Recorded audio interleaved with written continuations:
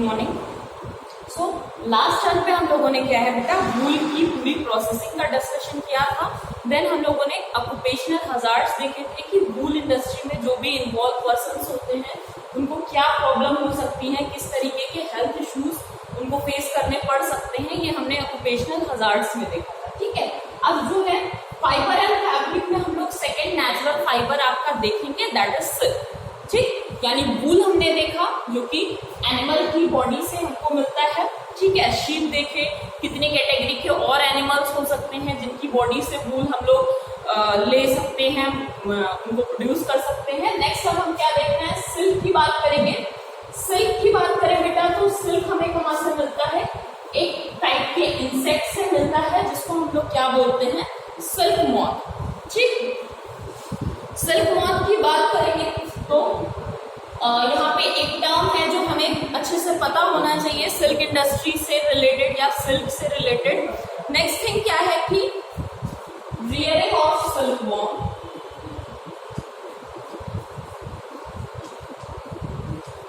Rearing of silk worm for obtaining silk is termed as sericulture. ठीक है, यानी कहने का मतलब क्या है कि सिल्क मॉथ का पालन पोषण करना, उनको सिल्क प्रोड्यूस करने के लिए जो हम उनको पालते हैं वो प्रोसेस हमारी क्या कहलाती है, सेरिकल्चर। ठीक है, जैसे हनी बीज जानते होंगे, मधुमक्खियों को भी पालन किया जाता है शहद के पर्पज से, तो उसको हम लोग बोलते हैं एपीकल्चर। वैसे ही क्या है, सिल्क का प्रोडक्शन करने के लिए सिल्क मॉथ की रियरिंग करना, यानी कि उनको पालना, उनको फीड करना, सारी जो प्रोसेस होती है वो क्या कहलाती है आपकी, सेरिकल्चर। ठीक है, नेक्स्ट थिंग फिर क्या है, अगर हम इंडिया की बात करें तो बेटा India is second largest producer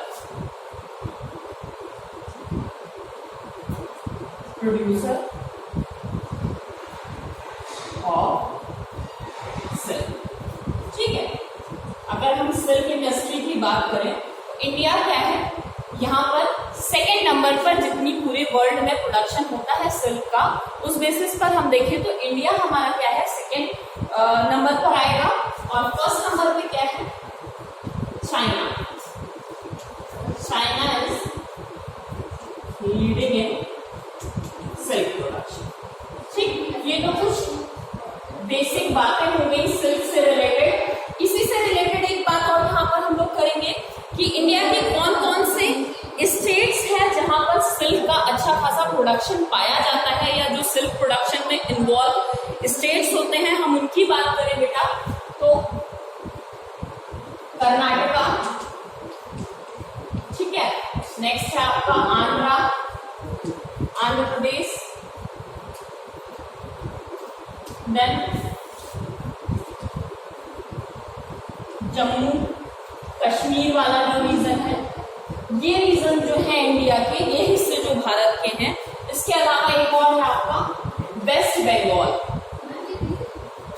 ठीक है, ये रीजन जो है हमारे इंडिया वाले रीजन में, यहाँ पे इन स्टेट्स में बेसिकली क्या है, सिल्क प्रोडक्शन जो है वो हाई अमाउंट में होता है, ज्यादा अमाउंट में। ये जो प्रोसेस है सिल्क वॉर्म को पालने का, फिर उससे जो हम अभी आगे प्रोसेसेस पढ़ेंगे कि सिल्क का प्रोडक्शन किस तरीके से सिल्क वॉर्म की बॉडी से करते हैं, क्या क्या स्टेप्स हम लोग यूज करते हैं, तो वो सारी जो प्रोसेसिंग होती है बेटा वो कर्नाटका, आंध्र प्रदेश, जम्मू कश्मीर और वेस्ट बंगाल वाले रीजन में इंडिया के अंदर ज्यादा अमाउंट की होती है। ठीक है, अब नेक्स्ट थिंग हम क्या यहाँ पर पढ़ेंगे, सिल्क जो है उसके लिए, उसको पूरा डिटेल में पढ़ने के लिए हम 2 स्टेप्स में डिवाइड कर लेते हैं।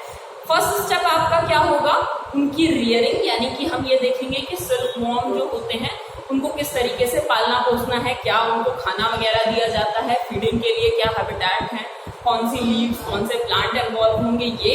और सेकंड फिर हम लोग देखेंगे, जैसे वूल के बारे में हम लोगों ने बात करी थी, उसके प्रोडक्शन के जो स्टेप्स होते हैं वहां पर हम ये बात करेंगे। ठीक है, तो अब नेक्स्ट हमारा क्या आ जाएगा, रियरिंग ऑफ सिल्क वॉर्म। तो बेटा हम लोग सिल्क की बात कर रहे थे और हमने कहा था सिल्क को हम लोग 2 स्टेप स्टेप्स में डिवाइड करके पूरा स्टडी करेंगे, ठीक है।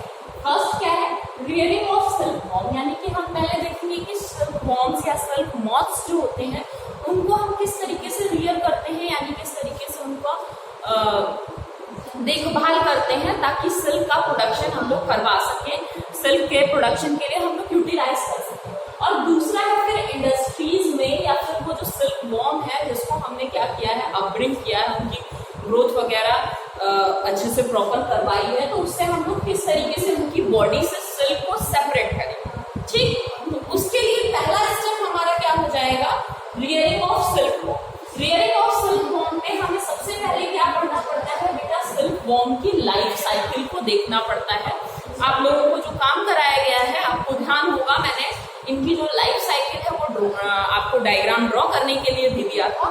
तो हम क्या कंसीडर करते हैं, it is an adult silk moth, ठीक। ये क्या है, हमारा एक अडल्ट सिल्क मॉथ है। इसकी एक प्रॉपर्टी ये रहेगी बेटा कि ये जो अपना एग लेइंग का प्रोसेस है, या एग जो है वो जनरली कहाँ पर ले करता है, मलबरी लीव्स, जिसको शहतूत की पत्तियां बोलते हो, उसके ऊपर क्या करेगा, ये एग लेइंग करेगा, ठीक। जब एग थोड़ा सा डेवलप हो जाएगा तो इनमें क्या होता है, आपका सेकेंड स्टेज आती है जिसको हम लोग बोलते हैं लार्वा, ठीक है। जैसे कुछ जो ऑर्गेनिज्म होते हैं या जो हमारे स्मॉल इंसेक्ट्स होते हैं उनकी बॉडी में क्या होता है, एग जब ब्रेक होता है तो ब्रेकिंग के बाद में क्या है, डायरेक्ट जो है उनका जो वो यंगर वंस होते हैं, यानी कि बिल्कुल जैसे कि आपके बिग बटरफ्लाई, बिग उनके पेरेंट्स होंगे वैसे ऑर्गेनिज्म निकलते हैं एग से। और कुछ के में क्या होता है, जैसे आप इस अगर डायग्राम को देखो तो इनका अडल्ट क्या है, ये बटरफ्लाई शेप या समथिंग, एग्जैक्ट ये शेप इनका होगा नहीं,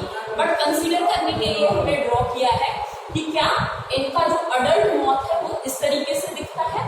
देन जब एग लेइंग का प्रोसेस होता है तो एग लेइंग के बाद जब एग से लार्वा निकलना स्टार्ट होता है तो ये क्या है, आपका स्मॉल इंसेक्ट के लाइक होगा, जैसे आपका अर्थवॉर्म वगैरह दिखता है, राइट।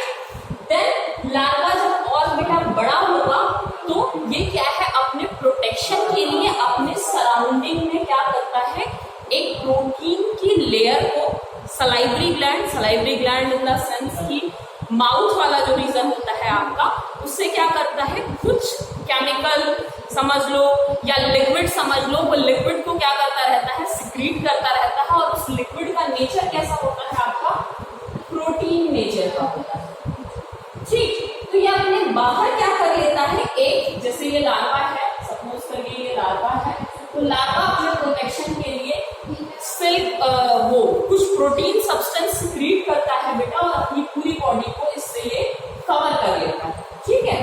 तो ये स्टेज क्या कहलाती है, कोकून, ये स्टेज कहलाती है इसकी प्यूपा, और ये जो कवरिंग इसने फॉर्म करी है वो क्या कहलाती है, कोकून, ठीक है। तो प्यूपा स्टेज आएगी, लार्वा जब थोड़ा सा बड़ा होगा तो अपने प्रोटेक्शन के लिए अपने बाहर क्या करेगा, प्रोटीन का बना हुआ एक कवरिंग क्रिएट करेगा जिसको बोलोगे कोकून। देन यही प्यूपा क्या होता है, जब और ज्यादा डेवलप होने लगता है तो ये डेवलप होके अगेन साइकिल में फिर से ये क्या करता है, अडल्ट मॉथ बनाता है। ये तो हुई इनकी लाइफ साइकिल। अब ये जो लाइफ साइकिल में रियरिंग के स्टेप्स हैं उनको हम थोड़ा सा वर्डिंग्स में लिख लेते हैं ताकि आपको समझने में थोड़ा सा आसान हो जाए, ठीक। ये तो मेरी थी क्या, रियरिंग ऑफ सिल्क वॉर्म में first step that is life cycle of silk moth और सिल्क वॉर्म, ठीक। उसकी स्टेजेस अगर हम लिखते हैं तो अडल्ट के बाद एग के बाद क्या हो जाएगा आपका लार्वा, देन प्यूपा, और प्यूपा से फिर अगेन क्या हो जाएगा आपका अडल्ट मॉथ। तो ये तो हमने लाइफ साइकिल का डायग्राम लिया है। अब क्या है, हम इनकी रियरिंग के स्टेप्स, यानी कि स्टेप्स में हमें बेसिकली क्या लिखना है कि किस तरीके से ये फीड ऑन करते हैं, किन चीजों पे ये फीड करते हैं, इसके बारे में हमें स्टडी करनी है। और बाकी ये चीजें देखेंगे कि क्या ह्यूमिडिटी, टेम्परेचर इनको चाहिए ताकि ये प्रॉपर ग्रोथ अपनी शो कर सके, ठीक है। Life cycle of silkworm में हमने सबसे पहला स्टेप क्या देखा था, female lays a large number of tiny eggs, ठीक है। फीमेल जो मॉथ होगी वो क्या करती है, बहुत सारे छोटे छोटे एग्स को ले करती है, ठीक। उन एग्स में से हम क्या देखते हैं बेटा, लार्वा बाहर आता है, उस लार्वा को अपन लोग क्या कहेंगे, कैटरपिलर, ठीक है। वो बाहर आएगा आपका एग के, देन कैटरपिलर की अगर बात करोगे तो उसको ग्रो करने के लिए क्या चाहिएगा, इट ईट्स मलबेरी लीव्स, ठीक है, the caterpillar Yeats mulberry leaves and grow bigger and bigger, ठीक है, मतलब अगर इसको डेवलपमेंट करना है तो क्या चाहिए होगा, caterpillar Yeats mulberry leaves and grows bigger and bigger,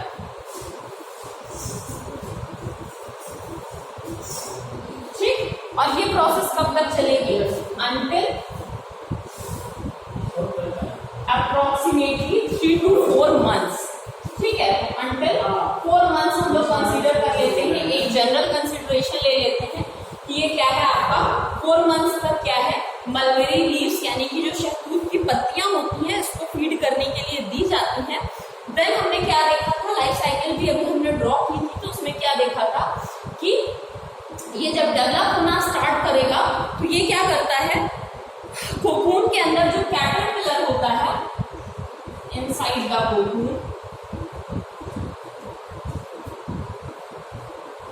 cocoon, caterpillar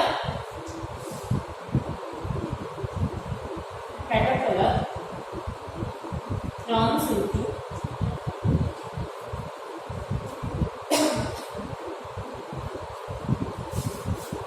pupa, ठीक, मतलब ये क्या है, अपने आप को प्रोटेक्ट करने के लिए एक प्रोटीनेशियस सब्सटेंस को सिक्रीट करेगा बेटा, और सिक्रीशन के बाद में क्या है, ये एक कवरिंग बना लेगा, उस कवरिंग को क्या बोलोगे आप, कोकून। देन कैटरपिलर इस कोकून के अंदर यानी इस प्रोटेक्टिव कवरिंग के अंदर क्या होता है, डेवलप होता रहता है, और धीरे धीरे डेवलपमेंटल प्रोसेस में जो नेक्स्ट स्टेप इसका आता है या जो चेंजिंग हमें दिखाई पड़ती है उसको हम लोग क्या बोलते हैं, प्यूपा, ठीक है। अब आगे अगर हम प्यूपा की बात करें तो, और अगर हम सबसे पहले बात करें कि हमें वो जो सिल्क वॉर्म से हम सिल्क की बात कर रहे हैं तो वो कहाँ से मिल रहा है, तो pupa converts into adult silk worm, ठीक है, जो प्यूपा होगा वो क्या हो जाएगा, एक अडल्ट सिल्क मॉथ में कन्वर्ट हो जाएगा। और फिर हम बात करें कि यहाँ पर हम लोग जो लेते हैं आपका सिल्क कहाँ से लेते हैं, तो ये जो प्रोटीनेशियस कवरिंग इसने सिक्रीट की थी माउथ से या अपनी लार के थ्रू, वो क्या होता है, एक शाइनी सब्सटेंस, चमकदार सा सब्सटेंस होता है जिसको हम सेपरेट करके क्या करते हैं, सिल्क यानी कि वही जो कोकून की जो थ्रेड होती है इसी को हम क्या करते हैं, सेपरेट करते हैं, और सेपरेट करके क्या होगा, ये आपका सिल्क का प्रोडक्शन हम लोग इससे हम सिल्क का थ्रेड बनाएंगे, जिससे फर्दर अभी हम प्रोसेस देखेंगे कि हम क्या करेंगे, सिल्क का थ्रेड बनाने के बाद में हम इनसे क्या करेंगे, फर्दर सिल्क के जो फैब्रिक्स हैं वो बनाएंगे, ठीक है। तो ये हो गया। देन अडल्ट सिल्क मॉथ हुए, अडल्ट सिल्क मॉथ में क्या है बेटा, दो तरीके के होंगे, एक मेल और सेकेंड क्या हो जाएगा आपका फीमेल, ठीक है। मेल एंड फीमेल में अगेन क्या होगी, मेटिंग का प्रोसेस होगा। यहाँ पे आपका थोड़ा सा बोर्ड नहीं दिख रहा है, आई गेस, चलिए जो भी है, मेल एंड फीमेल में फर्दर क्या होगी, फिर से मेटिंग का प्रोसेस होगा, और अगेन क्या हो जाएगा आपका एग लेइंग की एक्टिविटी होगी। यहाँ पर 2-3 चीजें ध्यान देने वाली होती हैं, जैसे कि इनको ग्रो करने के लिए क्या चाहिए, एंड